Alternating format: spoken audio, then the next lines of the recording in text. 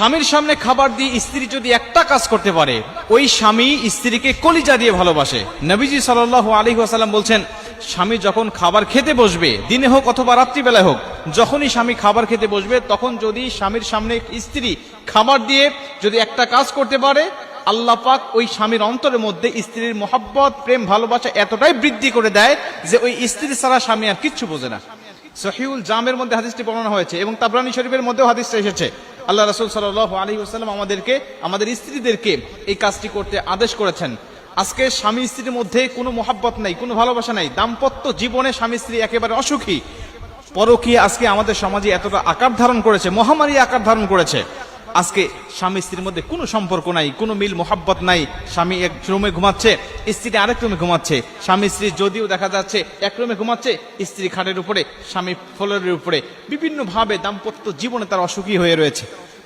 শুধুমাত্র তারা রাসূল সাল্লাল্লাহু আলাইহি ওয়াসাল্লামের দেখানো সুন্নাহ অনুযায়ী তারা চলছে না। এজন্যই তারা বিভিন্নভাবে দুনিয়ার জমিনেও অসুখী এবং দুনিয়ার থেকে বিদায় নেওয়ার পরেও এরা অসুখী হয়েই দুনিয়ার থেকে বিদায় নিবে এবং আখিরাতের জীবনটাও তারা অসুখী অবস্থায় কাটাবে। রাসূল সাল্লাল্লাহু আলাইহি ওয়াসাল্লাম বলছেন, কোন স্ত্রী যদি স্বামীর মর্যাদা সম্বন্ধে জানতে পারত, কোন স্ত্রী যদি স্বামীর মর্যাদা সম্বন্ধে অবগত হতো, তাহলে ওই স্বামীকে যখন স্ত্রী খাবার দিত, খাবার দিয়ে সে সংসারে কাজকর্মের কথা ভুলে যেত, সংসারে কাজকর্মের কথা ভুলে যেত। সে ছোটাছুটি করতো না, দৌড়ে অন্য কোথাও যেত না। স্বামীর সামনে খাবার দিয়ে স্ত্রী ওখানেই বসে থাকতো। স্বামী যতক্ষণ খাবার শেষ না করতো ততক্ষণ পর্যন্ত স্ত্রী বসে থাকতো। স্বামীর কি লাগবে? পানি লাগবে, পানিটা আগায় দিত। একটু তরকারি লাগবে, আগায় দিত। ভাত লাগবে, আগায় দিত। যখন যেটার প্রয়োজন স্ত্রী তাকে সেটা আগায় দিবে।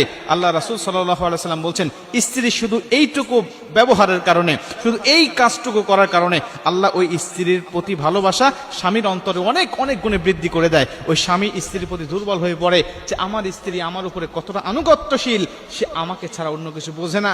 সংসারে কাজকর্ম স্টপ করে দিয়ে সে আমার পাশে বসে সে আমার খাবারের প্রতি সহযোগিতা করছে। আল্লাহ পাক এই ভালোবাসা স্বামীর অন্তরের মধ্যে